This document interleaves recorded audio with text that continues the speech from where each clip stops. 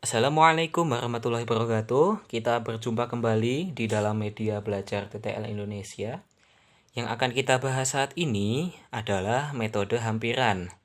Nah, apabila teman-teman memiliki suatu bentuk akar, pangkat, dan sebagainya yang susah apabila kita hitung menggunakan kalkulator, nah teman-teman dapat mengaplikasikan metode hampiran untuk menghitung angka-angka tersebut.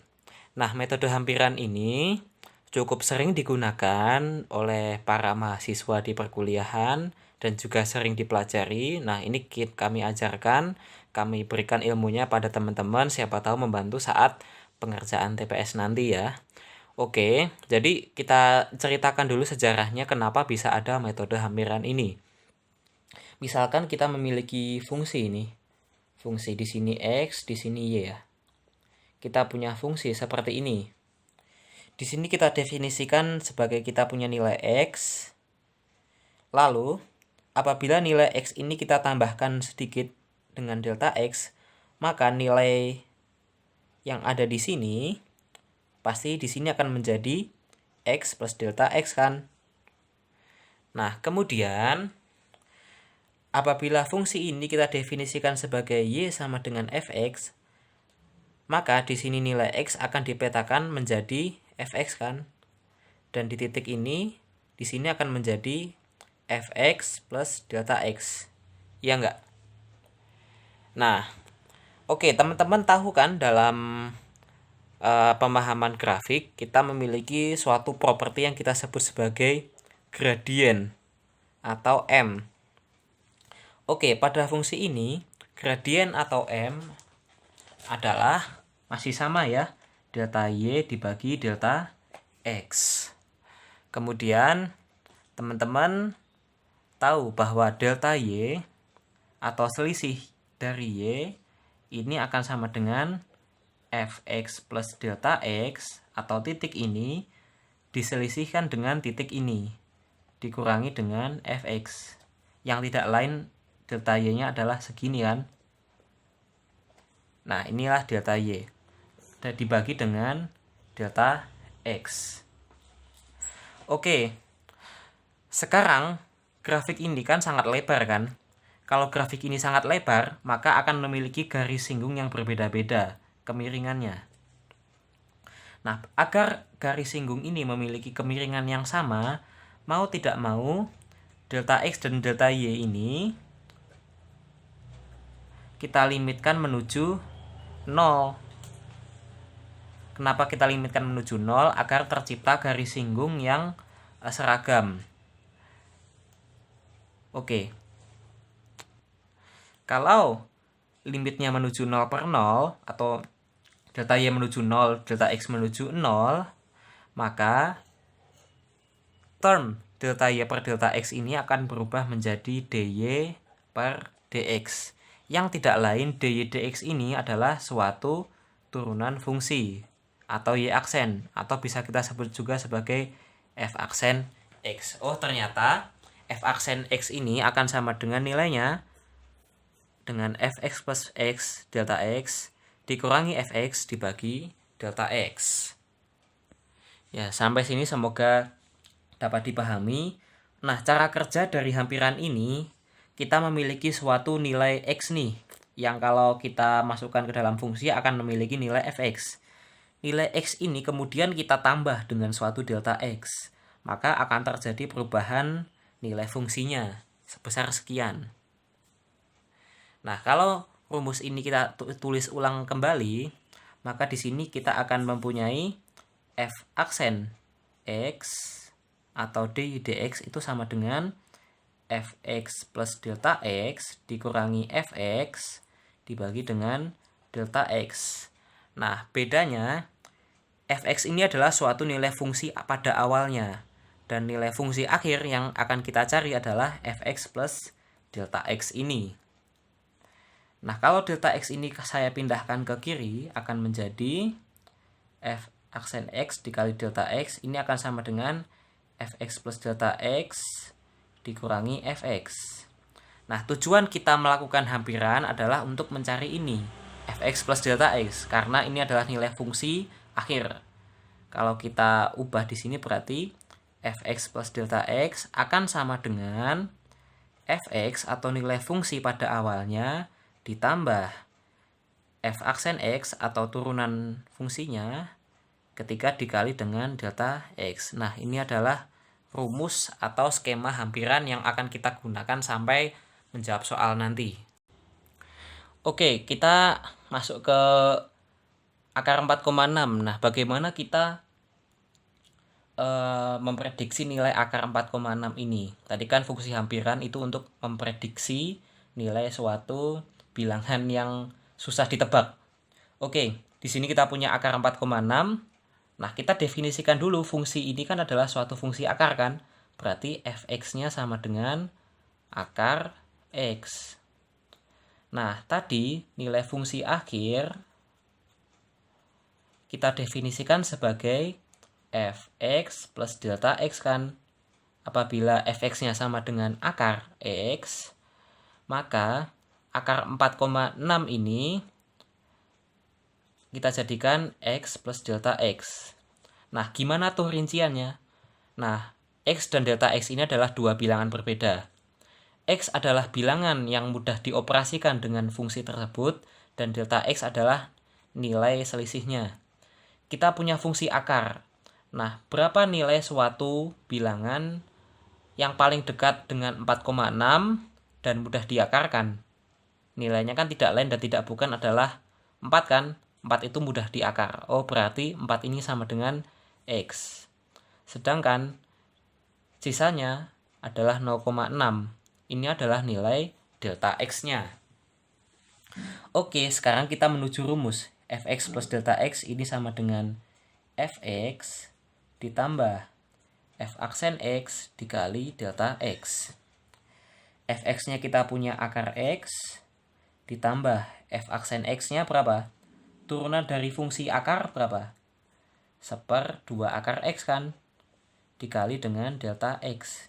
Ini f x plus delta X. Kalau kita punya akar X sebagai fx, maka akar 4,6 tidak lain dan tidak bukan adalah f 4,6 kan? Dengan X-nya 4, X sama dengan 4, dan delta X sama dengan 0,6. Tinggal dimasukin.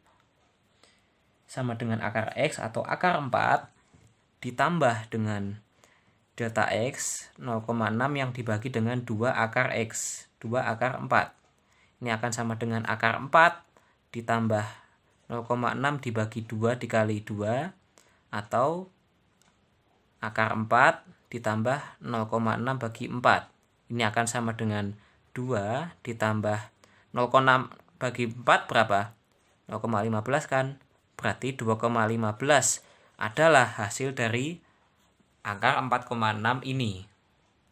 Nah, selanjutnya 3,12 kuadrat. Oke, ini kita agak taktis aja ya. Ini merupakan fungsi kuadrat, berarti fx-nya sama dengan x kuadrat. Oke, kita menuju unsurnya fx plus delta x sama dengan fx plus f aksen x dikali delta x. Oke, kita menuju rumusnya, kita cepat aja.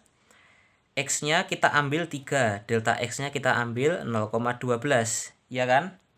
Ya, yang X-nya kita ambil yang bulat, yang desimal-desimal kita jadikan delta X. Ini sama dengan fx atau x kuadrat ditambah f aksen X, turunan dari fx apabila fx-nya sama dengan x kuadrat, berapa? 2x kan? Ditambah dengan delta X. Sama dengan X-nya berapa? 3 ya. Berarti di sini 3 kuadrat ditambah 2 dikali X atau 2 dikali 3 ditambah delta X. Delta X-nya 0,12. Sama dengan 9 ditambah 6 dikali 0,12 atau 9 ditambah 0,72 sama dengan 9,72. 9,72 ini adalah nilai dari 3,12 kuadrat. Cepat kan menghitungnya kalau menggunakan hampiran. Kita coba satu soal lagi. Oke, tadi kita sisakan akar pangkat 3 dari 81. Ini atau sama dengan akar pangkat 3 dari 9 kuadrat kan, atau 9 pangkat 2/3. Oke, kita akan memprediksi nilai 9 pangkat 2/3. Seperti biasa, kita akan cari dulu apa sih fungsinya atau apa sih fx-nya. Fx-nya tentu saja sama dengan x pangkat 2/3 kan. Selanjutnya kita tulis skemanya atau rumusnya atau hampirannya, yaitu fx plus delta x sama dengan fx ditambah f aksen x dikali delta x. Nah, oke. Tadi kan desimal ya angkanya. Kita bisa dengan mudah fx-nya kita ambil yang mudah dioperasikan atau yang bilangan bulat, sedangkan delta x-nya adalah yang desimal. Nah, kalau di sini ternyata ini adalah bilangan bulat, nah bagaimana kita memprediksi x dan delta x-nya? Oke, tadi saya sudah jelaskan untuk nilai x dan delta x.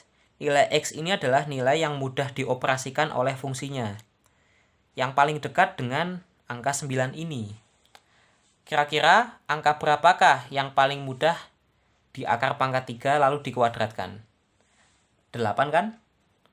8 adalah akar pangkat 3 dari 2. Ya enggak? 8 ini bisa kita akar pangkat 3 kan dengan mudah.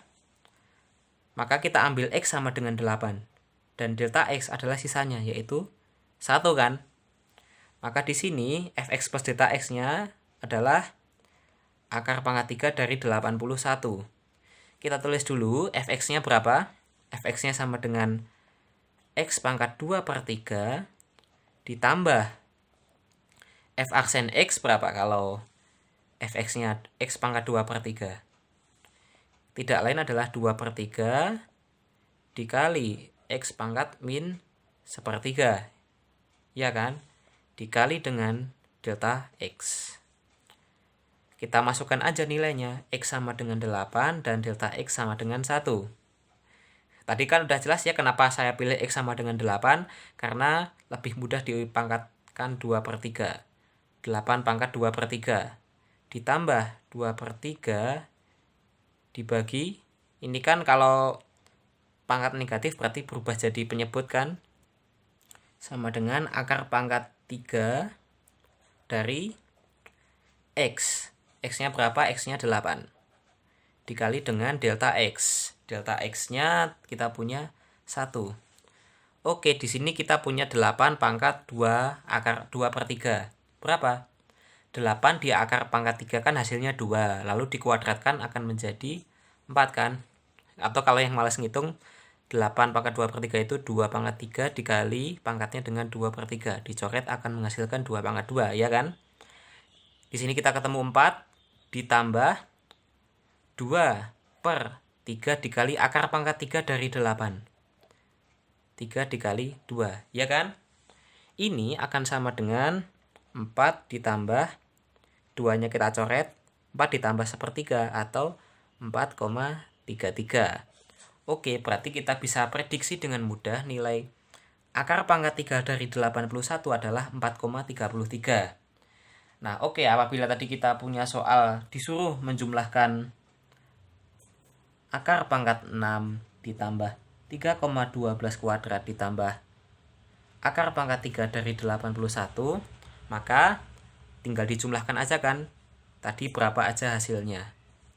Mudah ya, semoga dapat membantu. Jangan lupa like, subscribe saluran kami agar makin berkembang dan admin semangat buat kontennya. Terima kasih sudah menonton. Wassalamualaikum warahmatullahi wabarakatuh. See you next time.